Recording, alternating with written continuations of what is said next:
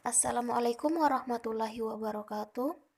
Perkenalkan, saya Waode Sani Juhari, perwakilan dari kelompok 3F, ingin mempresentasikan kasus kami yaitu sistemik lupus erythematosus. Baiklah, masuk pada definisi. Lupus atau yang biasa disingkat dengan LSE adalah penyakit di mana sistem imun yang normalnya menyerang infeksi mulai menyerang sel sehat dalam tubuh sendiri. Fenomena ini disebut autoimun dan apa yang diserang oleh sistem imun itu disebut autoantigen. Para penderita lupus sering disebut dengan adopus atau orang dengan lupus. Faktor risiko dari lupus erythematosus sistemik terdiri atas 4. Yang pertama, faktor genetik atau keturunan. Yang kedua, faktor imunologi.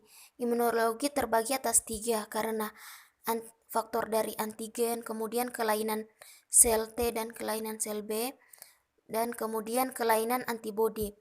Faktor ketiga yaitu karena faktor hormonal. Dan yang keempat yaitu faktor lingkungan yang terbagi atas faktor karena infeksi virus dan bakteri, kemudian karena paparan sinar matahari, kemudian karena stres dan karena obat-obatan. Patofisiologi dari penyakit sistemik lupus erythematosus terjadi akibat terganggunya regulasi kekebalan yang menyebabkan peningkatan autoantibodi yang berlebihan. Pada sistemik lupus erythematosus, peningkatan produksi autoantibodi diperkirakan terjadi akibat fungsi sel T supresor yang abnormal sehingga timbulnya penumpukan kompleks imun dan kerusakan jaringan.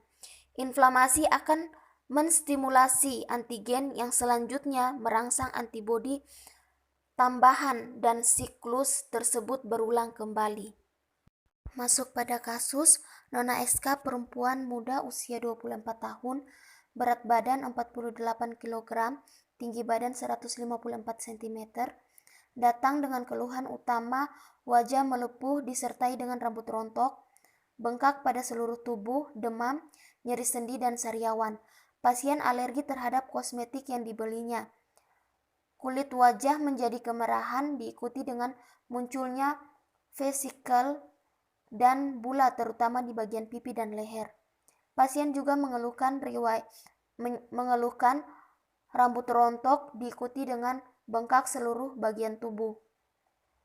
Bengkak hilang, timbul dan berpindah dari satu bagian tubuh ke bagian tubuh yang lain. Dimulai dari kaki sebelah kanan. Pasien juga mengeluhkan demam pada suhu 38 sampai 38,3 derajat Celcius, naik turun bersamaan dengan kulit wajah yang melepuh. Pasien sariawan selama 2 bulan dan juga flu. Dari riwayat yang dituturkan oleh pasien 6 bulan yang lalu, dia didiagnosis menderita lupus erythematosus sistemik. Setelah pertama dirawat di rumah sakit sebelumnya, Nona SK tidak pernah haid. Pasien pertama kali haid usia 13 tahun dan selalu datang teratur setiap bulannya. Pada pemeriksaan fisik terdapat KU tampak sakit ringan, nadi 96 kali per menit, pernafasan 25 kali per menit, dan suhu 36,2 derajat Celcius. Tekanan darah pada tanggal 20 Maret adalah 120 per 80 mm Hg. Dari data laboratorium, juga pasien mengalami anemia ringan. Analisis SOAP, data subjektif, nama pasien Nona SK usia 24 tahun, keluhan pasien wajah melepuh, rambut rontok, bengkak pada seluruh tubuh, demam, nyeri sendi, sariawan, dan flu. Riwayat penyakit lupus erythematosus sistemik. Data objektifnya, data fisik, kulit wajah kemerahan, munculnya vesikel dan bula pada bagian pipi dan leher, bengkak seluruh tubuh, tanpa KU tanpa sakit ringan. Data laboratoriumnya, nadi 95 kali per menit, pernapasan 25 kali per menit, suhu 36,2 derajat Celcius, tekanan darah 120 per 80 mm Hg. Asesmennya, problem medis dari pasien, lupus eritomatosus sistemik, data subjektif objektif, wajah melepuh, rambut rontok, bengkak pada seluruh tubuh, demam, nyeri sendi, sariawan, dan flu. Terapi sebelumnya tidak ada, DRP-nya tidak ada penyakit, tidak ada obat, rekomendasinya kloroquine, kortikosteroid, dan NSAID. Untuk planning terapi farmakologinya, metilprednisol 4 mg 3 kali sehari 1 tablet sesudah makan.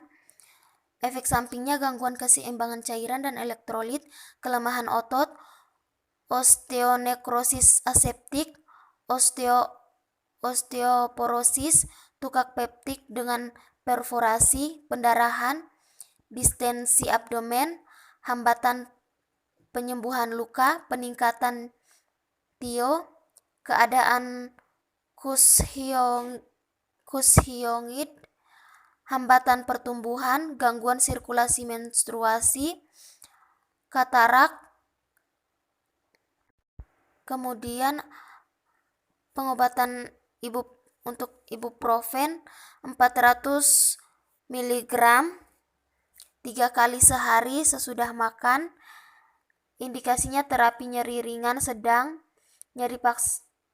untuk nyeri pada sendinya. Efek samping mual muntah, diare, konstipasi, nyeri abdomen, dan rasa panas, terbakar sementara pada lambung, ruam kulit, bronkospasme, atau trompositopenia. Kemudian hidroksikloroquine 400 mg per hari, dosisnya 1 kali sehari 400 mg. Indikasi menangani penyakit yang menyerang sistem kekebalan tubuh atau autoimun. Efek sampingnya sakit kepala atau pusing, mual, muntah, nyeri lambung, diare, dan mengantuk.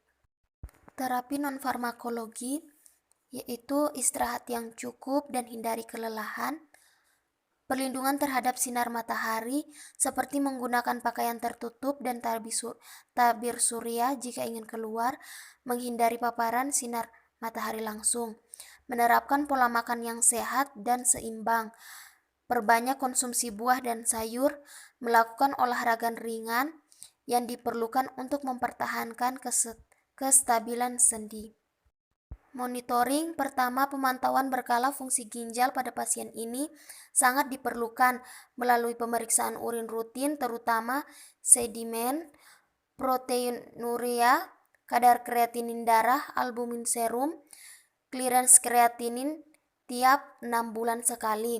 Yang kedua, memonitoring gula darah atau pemantauan gula darah, profil satu lipid DXA, tekanan darah karena pasien ini menggunakan obat kortikosteroid dalam jangka panjang. Kemudian funduskopi dan lapangan pandang mata setiap 3-6 bulan karena penggunaan kloroquine. Kemudian memonitoring kadar Hb pasien. Kemudian memonitoring gejala yang timbul pada pasien agar dapat menghindari keparahan yang berlebihan.